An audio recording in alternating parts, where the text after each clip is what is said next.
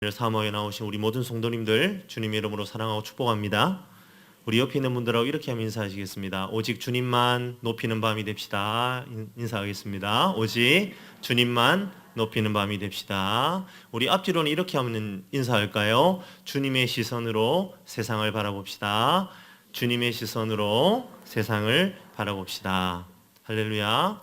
오늘 이 밤에 사람이 주인이 아니고 내가 주인이 아니고 오직 하나님이 나의 주인 되시고 나의 삶을 주장하신다는 고백이 우리의 삶에 흘러넘치는 그런 귀한 시작이 되는 아름다운 밤이 되길 주님의 이름으로 간절히 축복합니다.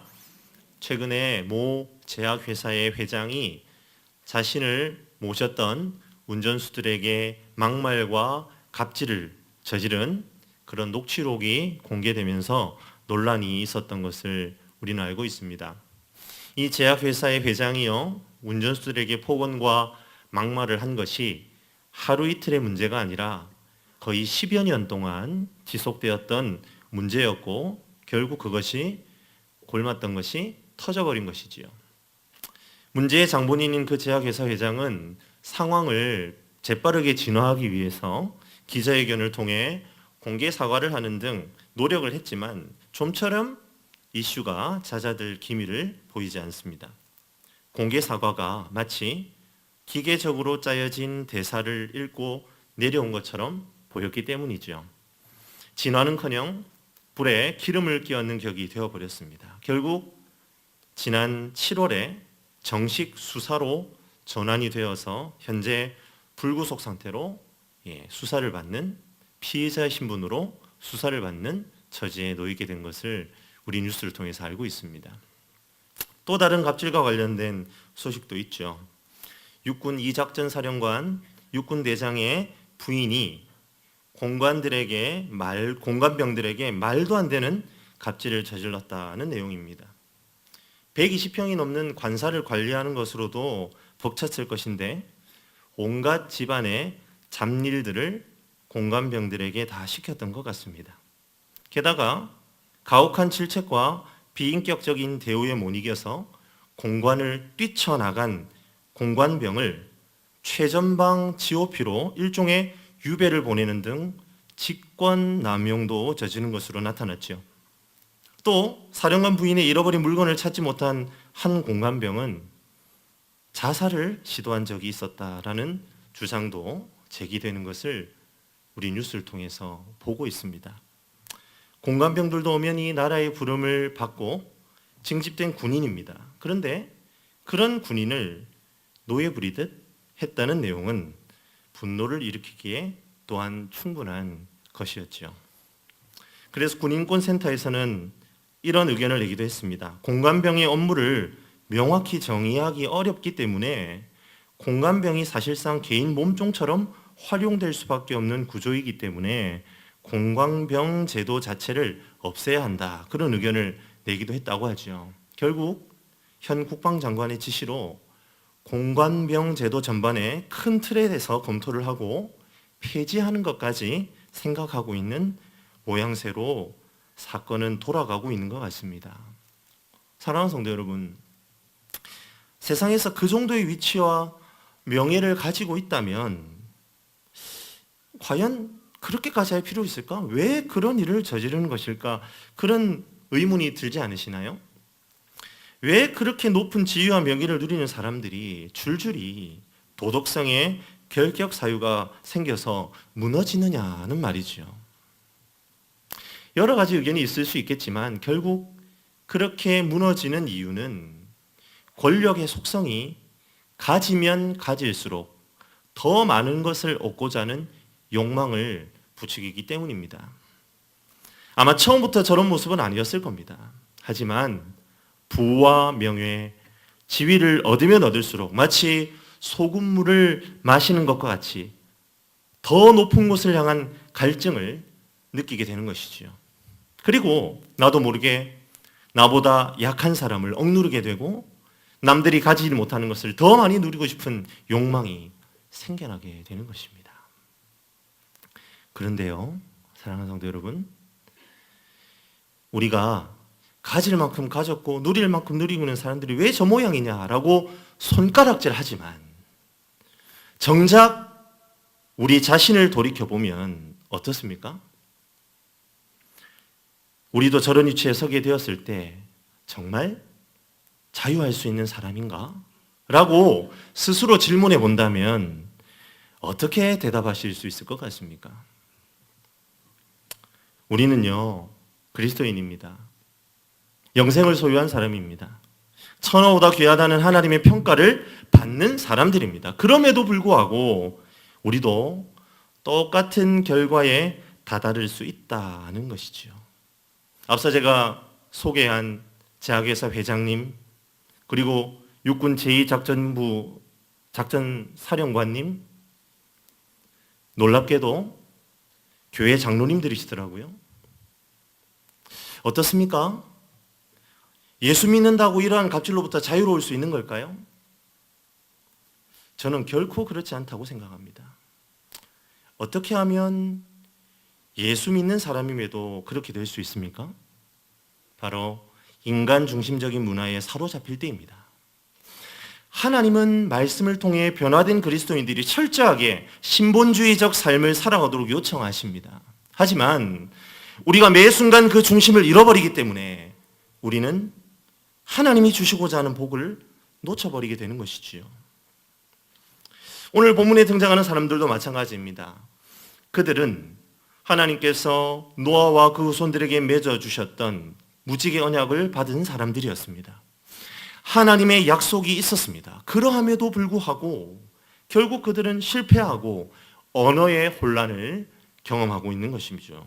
뿔뿔이 흩어지고 말았습니다. 과연 이들에게 무슨 일이 있었던 것일까요? 오늘 본문 2절을 보시면 사람들이 동쪽으로 이동을 했다라고 말합니다. 그리고 정착한 곳의 이름이 시날 평지입니다. 대부분의 학자들이 그곳을 유프라테스 강과 티그리스 강이 이렇게 교차하는 남부 메소포타미아 지역, 이른바 비옥한 초승달 지역일 것이다 라고 이야기를 합니다. 이곳은 그야말로 평지이지요. 평지에는요, 큰 돌이 많지 않습니다.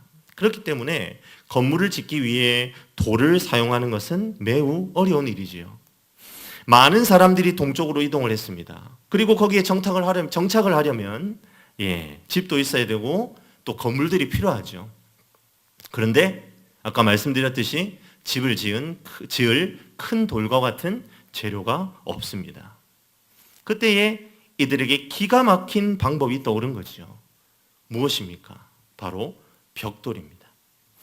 어떻게 그 방법을 알게 되었는지에 대해 성경은 이야기하지 않습니다. 하지만 흙을 빚어서 불에 구워내면 그것이 돌처럼 단단해져서 튼튼하고 훌륭한 건축 재료가 된다는 사실을 깨닫게 된 것 같습니다. 그리고 좋은 아이디어는 거기서 멈추지 않습니다. 벽돌을 이어붙이려면 흙이 있어야 되잖아요. 그런데 벽돌을 만드는데 흙을 다 사용해 버렸습니다. 아마 많이 모자랐을 것입니다. 그러면 그 흙을 대신할 무엇이 필요하겠죠? 그래서 이들이 떠올린 것은 다름 아닌 역청입니다. 역청은 끈끈한 석유 찌꺼기를 말하죠. 지금도 중동 지역에 석유가 많이 나지 않습니까? 아마 그때에도 그런 기름구덩이가 많이 있었을 것입니다. 이 아이디어는 그리고 아마도 조상 노아로부터 얻어내온 것이 틀림이 없습니다. 노아가 방주를 만들 때에 이 역청을 사용했잖아요. 나무와 나무 사이에 칠을 역청으로 했습니다. 그 끔찍한 콩수로부터도 방주를 지켜준 것이 무엇입니까? 바로 이 역청의 접착력이었습니다. 아마 거기에서 생각해냈을 겁니다. 벽돌과 역청을 이용해서 그들에게 필요한 거주 공간을 만들 수 있겠구나 생각한 것입니다. 매우 안락한 생활이 그들을 기다리고 있는 것이죠. 시날 평지로 이주한 사람들은 이제 벽돌과 역청을 가지고 집을 지을 수 있습니다. 아니나 다를까 4절을 보니까 성읍을 건설하려고 하고 있는 것을 보게 됩니다. 그런데 조금 이상한 부분이 등장을 하는 거예요. 우리 4절을 한 목소리로 함께 읽어보도록 하겠습니다. 11장 4절입니다. 같이 읽겠습니다. 또 말하되 자 성읍과 탑을 건설하여 그 탑 꼭대기를 하늘에 닿게 하여 우리 이름을 내고 온 지면에 흩어짐을 면하자 하였더니. 성읍을 건설하는 것은 이해할 수 있는데 탑까지 만들자라고 제안하는 것을 보게 되는 거죠. 이상한 부분입니다. 사람이 거주하기 위해 집을 짓고 도시를 건설하는 것까지 이해가 안 되는 게 아닙니다. 그런데 그 뒤에 이어 나오는 탑은 왜 건설을 하냐 말이죠. 그 탑의 건설 목적이 4절에는 세 가지로 요약이 되어 있는 것을 보게 됩니다. 첫 번째 탑의 건설의 목적은 무엇입니까? 하늘에 닿는 것입니다. 왜 하늘에 닿으려고 합니까? 하늘은 하나님이 계시는 곳을 상징합니다. 노아의 후손들은 노아 홍수 이후에 하나님의 언약을 믿지 못하고는 하나님이 또 언제 하늘의 문을 열어서 비를 내릴지 모른다, 그렇게 생각을 한 것 같아요. 그래서 하늘에 닿게 탑을 쌓아서 자신들의 의지를 전달하려고 한 것 같습니다. 그리고 두 번째 목적은 무엇입니까? 우리의 이름을 내는 것입니다. 이 세상 어디에서도 지울 수 없는 위대한 흔적을 남겨보겠다는 욕망이 투영되어 있습니다. 하늘에 닿아서 하나님을 대면했다라는 소문이 나면 그것만큼 위대한 일이 어디 있겠습니까? 하늘에 닿을 만큼 높은 탑을 쌓을 수 있는 그러한 기술과 능력이 있다면, 그러한 위대함이 있다면 그것은 길이 후세에 남을 것이다. 우리의 이름이 남을 거야. 그렇게 생각을 한 것이죠. 세 번째 목적은 흩어짐을 면하는 것이었습니다. 이것은 자신들이 이루어놓은 번영과 축적물을 빼앗기지 않겠다라는 의미입니다. 지금 함께 모여있기 때문에 누릴 수 있는 것들은 만약 흩어지게 되었을 때는 절대로 누릴 수 없는 것들이다, 그렇게 생각한 것 같아요. 그렇기 때문에 흩어짐은 곧 멸망을 의미한다라고 생각했습니다. 그래서 결코 흩어지지 않겠다는 결단을 높은 탑에 투영하고 있는 것입니다. 이 세 가지 목적을 하나의 단어로 요약해 본다면 뭐라고 말할 수 있을까요? 바로 인본주의입니다. 방금 나열한 세 개의 목적 가운데 어디에도 신본주의는 없습니다. 오직 사람을 위한 행동과 결정과 목적만이 존재합니다. 이 인본주의의 결말은 어떻게 될까요? 우리는 이미 그 답을 알고 있습니다. 어떻게 됩니까? 그 어떠한 목적도 달성하지 못합니다. 하늘에 닿지도 못합니다. 이름을 남기기는커녕 지금 그 탑은 흔적도 없이 사라졌습니다. 흩어짐을 면하기는커녕 뿔뿔이 흩어져서 언어도 통하지 못하는 지경에 이르게 됩니다. 그것이 바로 바벨탑 사건의 결말이지요. 사랑하는 성도 여러분, 우리가 이 사건을 바라보면서 먼저 생각해야 하는 것이 있습니다. 그것은 바로 하나님께서는 인간이 기술적, 문화적 발전을 통해 편안한 삶을 누리는 것을 기뻐하신다는 사실입니다. 기술 발전 그 자체는 결코 나쁜 것이 아닙니다. 우리가 혹시 이 본문을 하나님은 어떠한 기술 발전도 원하지 않으신다, 모든 기술 문명의 결과물을 거부하는 것이 주님의 뜻이라는 식으로 해석한다면 그건 곤란하다는 겁니다. 벽돌도 역청도 가치 중립적인 것입니다. 그것 자체로는 결코 나쁜 것이 아니라는 뜻입니다. 돌이 없으면 벽돌로 집을 지을 수 있습니다.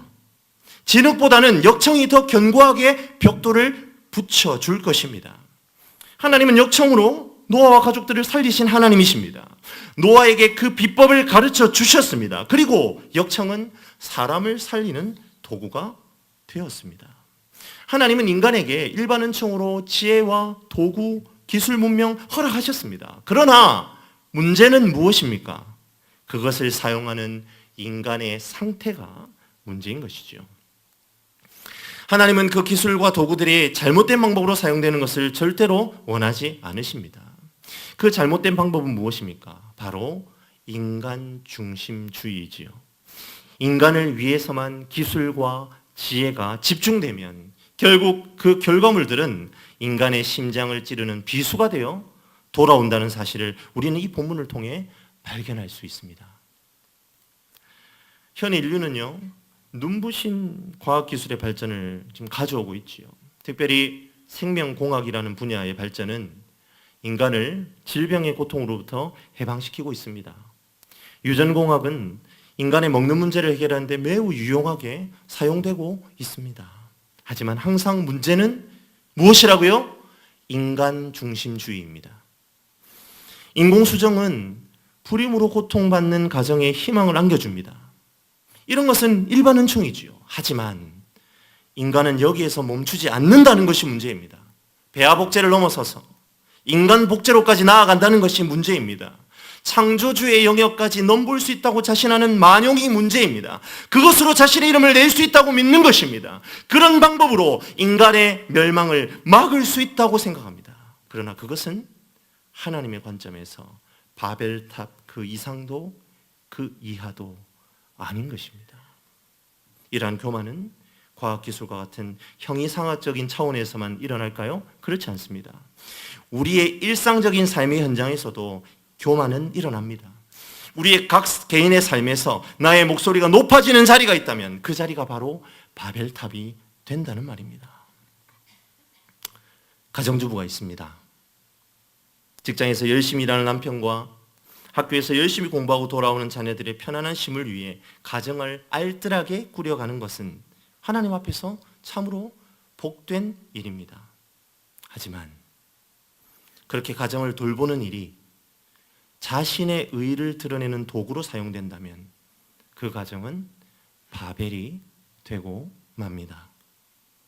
육군대장의 아내였던 그 사모님의 갑질이 왜 이 사회에 큰 이슈가 되었습니까? 남편의 그 명예로움에 감사하며 하나님께 감사하는 삶으로 나아가면 되는데 자신도 그에 걸맞는 우러름을 받고 싶었던 것은 아닐까요? 그래서 자신의 가정을 돌보는 일로 갑질을 하고 결국 바벨탑으로 만들어 버린 것은 아닐까요? 사랑하는 성도 여러분, 이 세상에 자녀를 잘못 키우고 싶은 부모가 어디에 있겠습니까? 하지만 오직 자기 자녀가 잘 되어야만 한다는 생각에 사로잡혀 있다면, 그리고 자녀의 성공을 뒤에 업고 그것이 자신의 성공인 것처럼 포장하고 싶은 욕구가 더 앞서고 있다면 생각해 보십시오. 그 부모의 자녀 교육은 바벨탑이 되고 마는 것입니다. 하나님께서는 철저하게 모든 삶의 현장에서 주인이 되기 원하십니다. 그리고 오직 하나님만이 우리의 삶의 참 주인 되실 때에 우리의 입장에서도 온전한 평화가 우리의 삶에 임하게 되는 것이지요. 이것을 하나님의 절대 주권이라고 말합니다. 하지만 인간은 계속해서 하나님을 오해합니다. 왜 홍수 같은 걸 내리느냐고 불평합니다. 왜 자꾸 사람을 불안하게 만드냐고 호소합니다. 그래서 하늘로 탑을 쌓습니다. 이제는 절대로 죽지 않으리라고 다짐합니다. 높은 탑을 유지하여 아무리 하나님이 거센 물줄기를 퍼붓는다 할지라도 내가 버텨내리라 다짐합니다. 하지만 인간들이 간과한 것이 있습니다.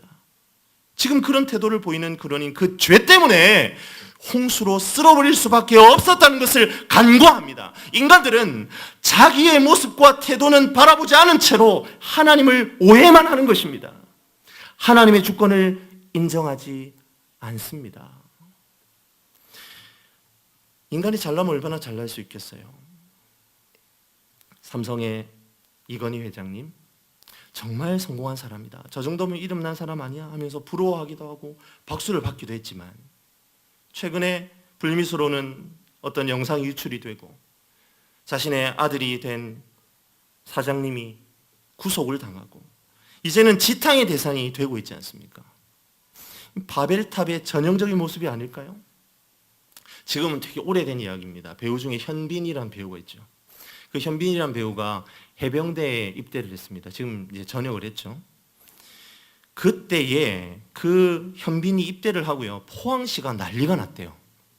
왜 난리가 났냐면 현빈이 포항에 있는 1사단의 배치를 받아야 뭐 홍보 효과도 있고 이득을 보는데 자대 배치가 컴퓨터로 이렇게 무작위로 되지 않습니까? 그것 때문에 포항시가 속을 끓였다라는 그런 일이 있었답니다. 예. 그때 당시에 해병대의 가장 큰 고민은 북한의 도발이 아니라 현빈의 자대 배치였다라는 우스갯소리도 있었다고 하죠. 그런데 지금 어떻습니까? 이제 그 누구도 해병대 현빈의 문제로 당당거릴 이유가 없습니다. 이제 거기 없거든요. 썰물 빠져나가듯 관심은 사라진 지 오래입니다. 그 어느 것도 영원한 것은 없습니다. 그것이 인본주의라는 바벨탑의 말로입니다. 사랑하는 성도 여러분, 하나님의 은혜를 은혜로 누릴 수도 있고 그것을 화로 바꾸어 고통당할 수도 있음을 기억하는 저와 여러분들이 되시기를 간절히 바랍니다. 내 일상생활의 모든 영역에서 누가 주인의 자리를 꿰차고 있는지 유심히 살펴보시기를 바랍니다. 하나님입니까? 아니면 우리입니까? 누가 주인인지 결국 그것이 우리의 관점을 바꿉니다. 그리고 우리의 생각과 행동을 바꾸어 버립니다. 벽돌과 역청을 하나님의 은혜의 결과물로 보았다면 그들은 탑쌓기를 그쳐야 했습니다.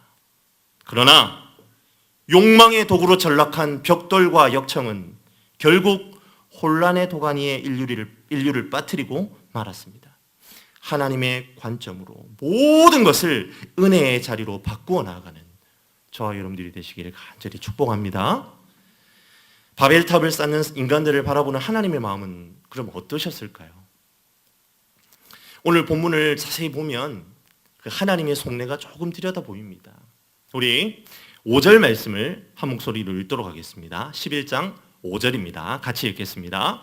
여호와께서 사람들이 건설하는 그 성읍과 탑을 보려고 내려오셨더라. 5절 말씀을 딱 보니까요, 여호와께서 사람들이 건설하는 그 성읍과 탑을 보려고 어떻게 했다고요? 내려오셨더라 라고 묘사하고 있습니다. 하나님이 하늘에 있다가 얘네들이 무슨 작당을 꾸미는지 한번 보자 하시고는 내려왔네, 이렇게 생각하고 이 본문을 그냥 지나가면 우리에게는 아무런 감흥도 없습니다. 그런데 생각해 보십시오. 하나님이 하늘에서 그 바벨탑이 안 보였을까요?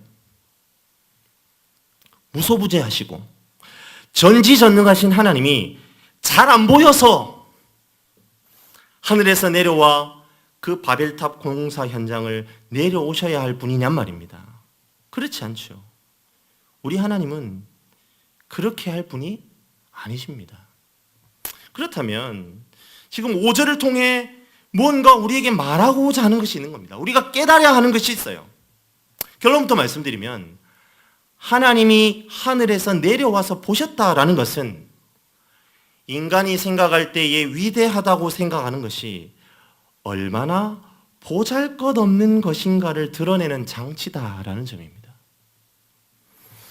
다시 한번 설명하자면 이런 말이죠. 지금 신할평지에서 벌어지고 있는 대공사는 인간들의 관점에서는 어떨까요? 어마어마한 일이잖아요. 그렇죠? 막 하늘에 닿기 위해서, 이름을 내기 위해서, 흩어짐을 면하기 위해서 어마어마한 프로젝트를 지금 진행하고 있습니다. 그런데 하나님의 관점에서 이 위대하고 어마어마한 역사가 어떻다는 말입니까? 하늘에서 친히 내려오셔서 봐야만 보일 정도로 작고 보잘것없는 일이다 이 말입니다. 그것이 바로 이 바벨탑 공사다. 오늘 5절의 말씀이 우리에게 그것을 폭로하고 있는 거죠. 이런 겁니다. 마치 박테리아가요, 현미경으로 보지 않으면 보이지 않는 것과 같은 이치예요. 무슨 의미인지 아시겠습니까? 인간의 입장에서는 거창하게 치켜 세우는 공적이 하나님의 관점에서는 어떻단 말입니까? 시쳇말로 손톱에 때만도 못한 그런 것으로 평가받는다, 그런 말입니다.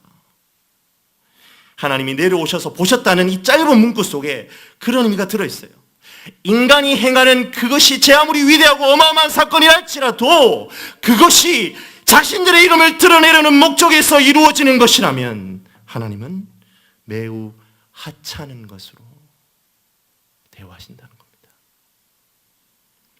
어떻습니까? 이제 5절의 말씀이 좀 다르게 다가오시나요? 그리고 스스로 한번 돌아보시길 바랍니다. 나의 삶에 하나님이 내려오셔서 보아야 하는 나 스스로를 높이려는 삶의 영역은 없는 것인가? 라고 말이죠.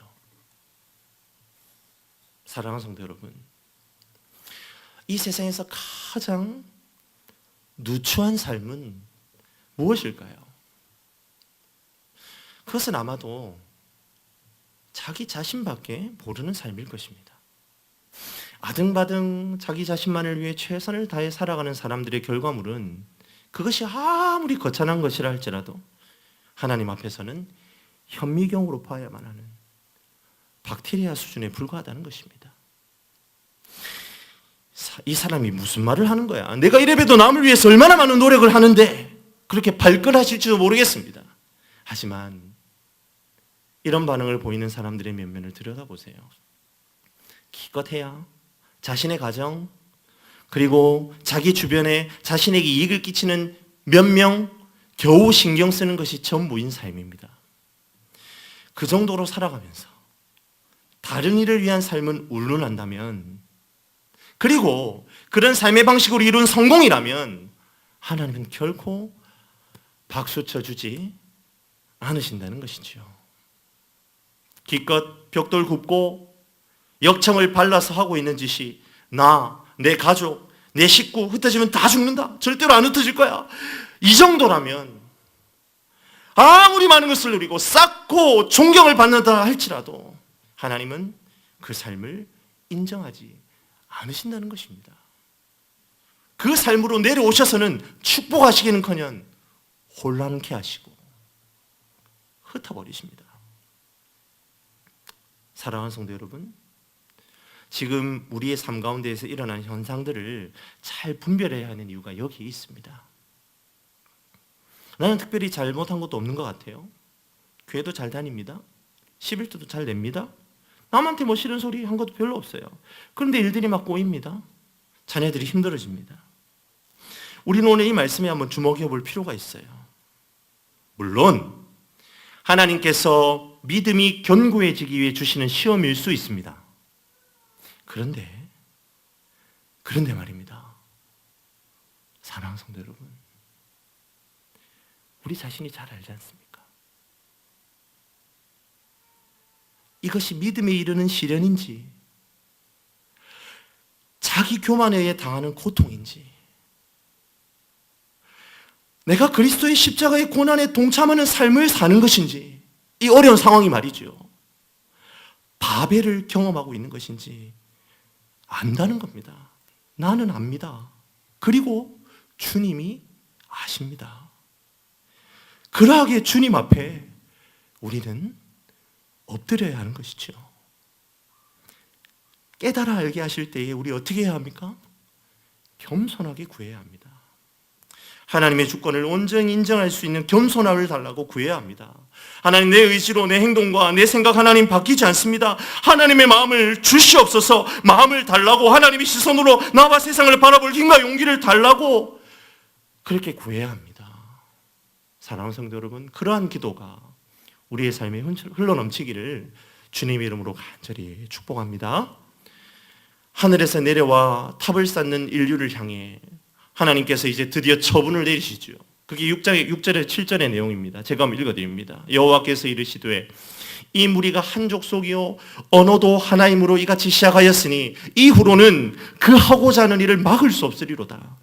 자, 우리가 내려가서 거기서 그들의 언어를 혼잡하게 하여 그들이 서로 알아듣지 못하게 하자 하시고, 하나님은 어떤 처분을 내리십니까? 우리가 잘 알듯이 언어를 혼잡케 하시지요. 그런데요, 성도님들, 하나님께서 왜 하필이면 언어를 혼잡하게 하시는 거죠? 그렇죠. 언어가 하나니까 자꾸만 악한 꾀를 내는 일에 의사소통이 막 이루어진단 말이에요. 그래서 그 악한 의사소통의 통로를 막아버리시는 겁니다. 이 말씀을 통해 나 자신을 바라볼 수 있어야겠죠. 저와 여러분의 의사소통 방식은 어떠한지 우리 물어보아야 합니다. 항상 선한 것을 사모하고 기대하며 공동체를 세우고 섬기는 일에 협력하기 위해 의사소통이 이루어지고 있습니까?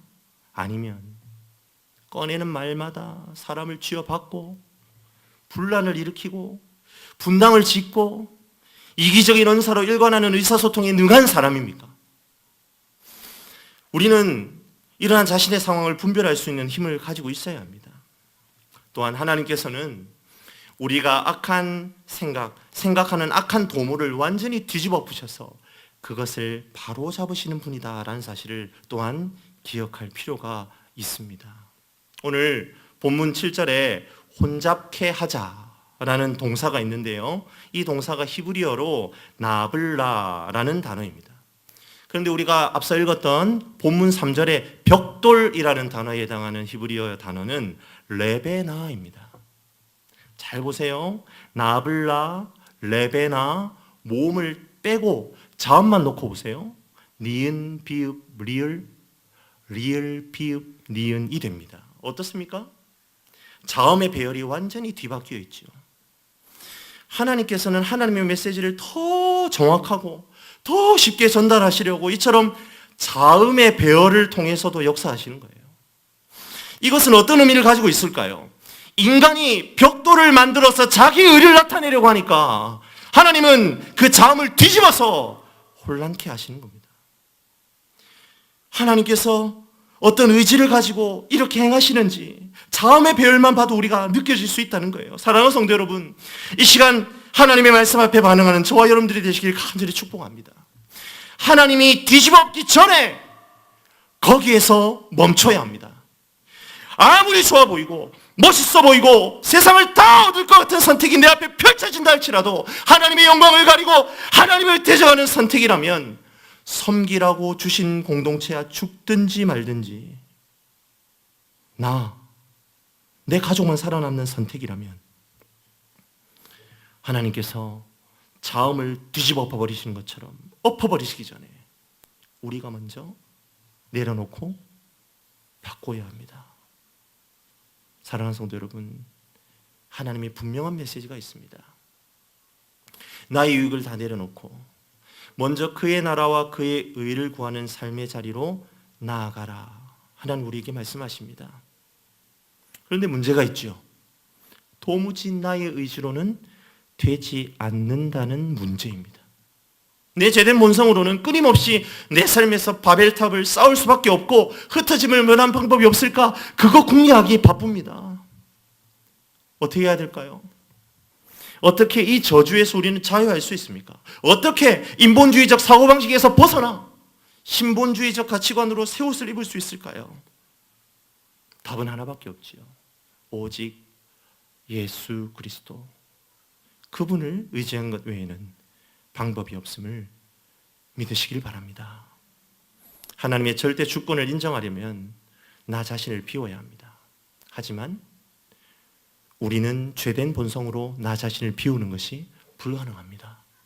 그래서 자신을 비워 우리의 죄의 문제를 해결하신 예수의 마음을 우리의 마음에 품어야 합니다.